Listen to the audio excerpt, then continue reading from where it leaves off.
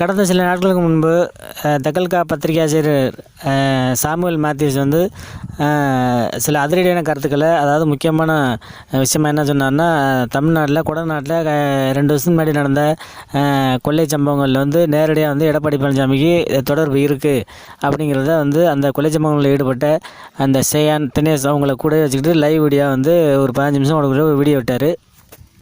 அந்த பத்திரிகை ஆசிரியர் குற்றச்சாட்டுக்கு இமீடியட்டாக மறுத்த எடப்பாடி பழனிசாமி, இல்லை இதுக்கு எனக்கு சம்மந்தம் இல்லை, இது நான் வேணும்னே யாரை தூண்டி விடுறாங்க, அவங்க மேலே நான் சும்மா விட மாட்டேன், அவங்க மேலே கேஸ் போடாமல் விட மாட்டேன் அப்படின்னு சொல்லி அந்த நேரத்தில் வந்து கேஸையும் போட்டு இந்த டெல்லிக்கு வந்து அவங்கள அரெஸ்ட் பண்ணுறதுக்கு போனாங்க நம்ம தமிழக காவல்துறை. இந்த விஷயத்தில் வந்து அந்த மேத்யூஸை விட்டுட்டு சேயான் தினேஷ் இவங்க 2 பேரும் வந்து தூக்கிட்டு வந்துட்டாங்க. இதில் ரொம்ப கடுப்பான மேத்யூஸ் வந்து, அதாவது தகல்கா பத்திரிகை ஆசிரியர் வந்து மேத்யூ ரொம்ப கடுப்பாகி போய் ஆவேசமாக கத்த ஆரம்பிச்சிட்டாரு. அதாவது என்னையும் அந்த 2 பேரையும் வந்து அப்ரூவலான 2 பேரையும் சேர்ந்து அரெஸ்ட் பண்ணதுக்கு எல்லா வேலையும் பார்க்குறாங்க. ஆனால் இந்த விஷயத்தில் வந்து நான் சொல்கிறது உண்மை தான். ஏற்கனவே பல விஷயங்களை நாங்கள் வந்து இறங்கி புலனாய்வு பண்ணி அறிக்கை கொடுத்து அதுக்கப்புறம் வந்து கோர்ட் வரைக்கும் போயிட்டு சில விஷயங்களில் வின் பண்ணி சில பேருக்கு தண்டனை வாங்கி கொடுத்துருக்கோம். அதே மாதிரி தான் இதுவும். இந்த பொங்கலுக்கு வேணால் எடப்பாடி பழனிசாமி வெளியில் இருக்கலாம், அடுத்த பொங்கலுக்கு வந்து அவர் சென்னை ஜெயிலில் இருப்பார், அது உறுதி கன்ஃபார்ம் அப்படின்னு சொல்லி ஆணித்தரமாக அதிர்ச்சியாக வந்து நியூஸை தூக்கி போட்டார். இதில் தான் தமிழ்நாடே வந்து குதிச்சு போய் கிடக்கு. இன்னொரு முக்கியமான விஷயம் என்னன்னா, அந்த சேயான் தினேஷ் இவங்க 2 பேரையும் அரெஸ்ட் பண்ணி கொண்டு வந்தாங்க இல்லையா போலீஸ்காரங்க. அரெஸ்ட் பண்ணி விசாரித்து அதுக்கப்புறம் வந்து கோர்ட்டில் கொண்டு போய் நீதிபதியில் நிப்பாட்டுறப்ப அவங்க என்ன கேட்டாங்கன்னா, இவங்க 2 பேரும் அரெஸ்ட் பண்ணுற அளவுக்கு என்ன பிரச்சனை, அவங்க பேட்டி கொடுத்ததுனால இங்கே எதுவும் கலவரம் நடக்குதா, இவங்களை வந்து அந்தளவுக்கு வந்து ஸ்ட்ராங்காக இல்லாதனால வந்து ஜெயிலில் அடைக்க முடியாது, இவங்களை வந்து ரிலீஸ் பண்ணிங்கன்னு சொல்லி வெளில விட்டாங்க. அது வேறு விஷயம். இப்போ என்ன ஒரு பிரச்சனைனா, இந்த அளவுக்கு வந்து தகல்கா பத்திரிகையாளர் வந்து ஒரு குறிப்பிட்ட ஒரு வார்த்தை சொல்கிறாங்கன்னா, அந்த வார்த்தைக்கு அந்த குற்றச்சாட்டுக்கு எவ்வளவு மதிப்பு இருக்குங்கிறத அவங்களோட பின்னணி என்னங்கிறத இப்போ பார்ப்போம்.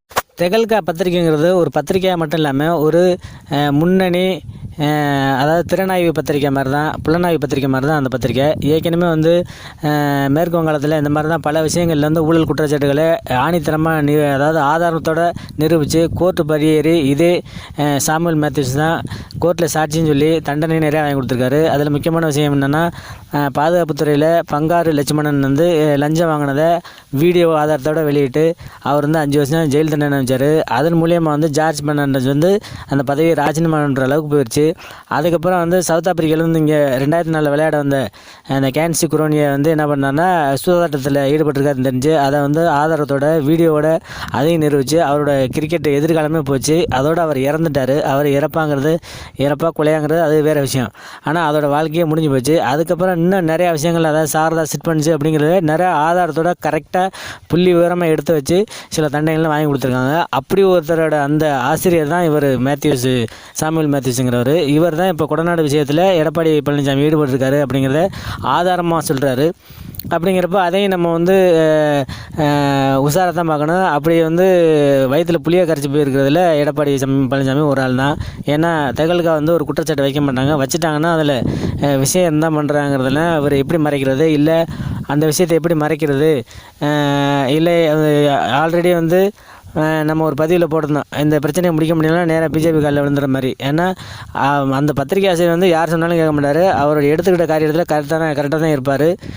இந்த விஷயத்தை எப்படி கையாள போகிறவங்கன்னு தெரியல. ஆனால் இந்த விஷயத்துலேருந்து ஒருவேளை எடப்பாடி பழனிசாமியை நீக்கிட்டு அந்த இடத்துக்கு ஓபிஎஸை போட்டாலும் போடலாம். ஏன்னா கடந்த 2 நாளாக வந்து ஓபிஎஸ் தான் பதில் சொல்லிட்டு இருக்காரு. முகத்தில் 1000 வால்ட்டு பல்ப் எறிகிற மாதிரி ஒரே பிரகாசமாக தெரிகிறாரு. என்ன பிஜேபியோட ஃபைனல் முடிவு என்னென்னா, தமிழ்நாட்டில் அஇஅதிமுகவுக்கு ஓபிஎஸ் தலைமை இருக்க வச்சு அப்புறம் பாமக, தேமுதிக இவங்கெல்லாம் கூட்டணி சேர்த்து அடுத்த ஒரு எலெக்ஷன்லாம் சந்திச்சிடலாம் அப்படிங்கிற முடிவுக்கு களமிறங்கியிருக்கிறதா கடைசி கட்ட தகவல்.